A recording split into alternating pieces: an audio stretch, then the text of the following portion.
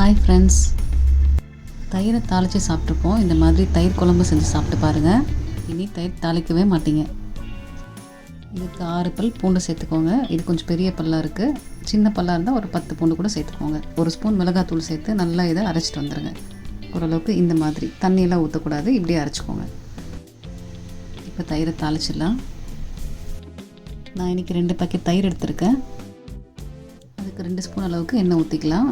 எண்ணெய் சூடானதும் கடுகு போட்டுடலாம். கடுகு நல்லா பொரிஞ்சதும் உளுந்து பருப்பு போட்டுக்கோங்க.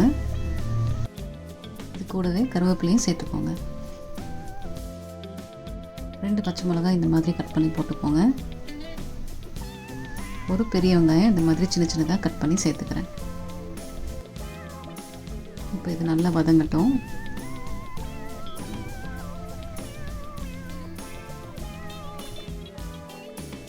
இது கூடவே பெருங்காய பொடி கொஞ்சம் சேர்த்துக்கோங்க.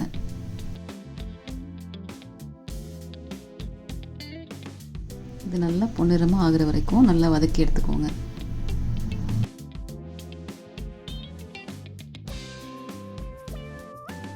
இந்த தயிர் குழம்பு செய்கிறதுக்கு இந்த டிஷ்ஷோட ஹைலைட்டு இவங்க தான். இந்த பூண்டும் இந்த மிளகாத்தூளும் தான். இது நல்லா ஒரு முறை கலந்து விட்டுக்கோங்க. அது பேஸ்ட் மாதிரி கெட்டியாக இருக்கிறனால கொஞ்சம் மிக்ஸ் பண்ணுறதுக்கு கொஞ்சம் கஷ்டமாக இருக்கும். அந்த எண்ணெயிலே இந்த மாதிரி ரவுண்டாக நல்லா அழுத்தி விட்டு வதக்கிக்கோங்க. அப்போ உங்களுக்கு அது கொஞ்சம் லேசாக இலகி வரும்.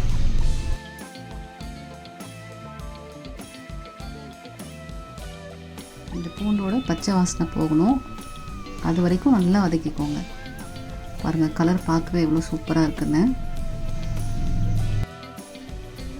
இதோட கலர் மட்டும் இல்லை, இந்த குழம்பும் ரொம்ப சுவையாக இருக்கும். இது கூடவே நல்ல பழுத்த தக்காளி பழம் 2 சேர்த்துருக்கேன்.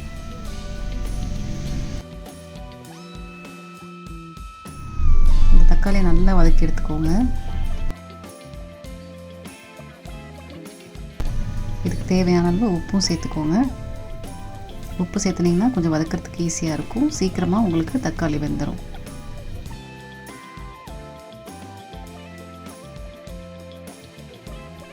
ஒரு 1/2 டீஸ்பூன் மஞ்சத்தூளும் இது கூட கலந்துக்கோங்க. இந்த மஞ்சத்தூளோட பச்சை வாசனை போயிட்டு இது நல்லா தக்காளி பழம்லாம் நல்லா வதக்கி எடுத்துக்கோங்க. இந்த அளவுக்கு வதங்கினதுக்கப்புறம் கூடவே கொத்தமல்லி தழைகளை போட்டு ஸ்டவ் ஆஃப் பண்ணிவிட்டு இறக்கி வச்சிடலாம். இறக்கி வச்சதுக்கப்புறம் இதை ஒரு 5 நிமிஷத்துக்கு அப்படியே விட்டுருங்க, ஆறட்டும். நான் இன்றைக்கி 2 பாக்கெட் தயிர் எடுத்திருக்கேன். அதை இது கூடவே கலந்துக்கிறேன் ஆறுனதுக்கப்புறம். இதுவே நீங்கள் வீட்டில் தயிர் ஊற்றி வச்சுருந்தீங்கன்னா இன்னுமே டேஸ்ட் ரொம்ப நல்லாயிருக்கும். ரொம்ப புளிச்சிருக்கக்கூடாது தயிர், அதை பார்த்துக்கோங்க. இது நல்லா இந்த மாதிரி மிக்ஸ் பண்ணி கலந்து கொடுத்துக்கோங்க. கொஞ்சம் கூட அந்த ஒயிட்டே தெரியக்கூடாது.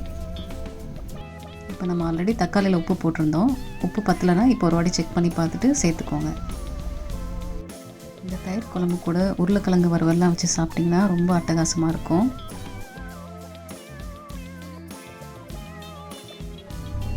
இது நல்லா காரமாக இருக்கும். பூண்டோட வாசம் நல்லா தெரியும்.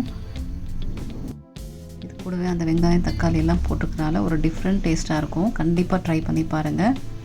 ட்ரை பண்ணி பார்த்துட்டு எப்படி இருந்துச்சு எனக்கு கமெண்ட்டில் சொல்லுங்கள். அப்படியே என்னோடய சேனலுக்கு கொஞ்சம் சப்போர்ட் பண்ணுங்கள், லைக் பண்ணுங்கள், சப்ஸ்கிரைப் பண்ணுங்கள். இந்த ரெசிபி உங்களுக்கு பிடிச்சிருந்தா நிறைய பேருக்கு ஷேர் பண்ணுங்கள். இதே போல் வேறு ஒரு இன்ட்ரெஸ்டிங்கான ரெசிபியோடு உங்களை சந்திக்கிறேன். தேங்க்யூ.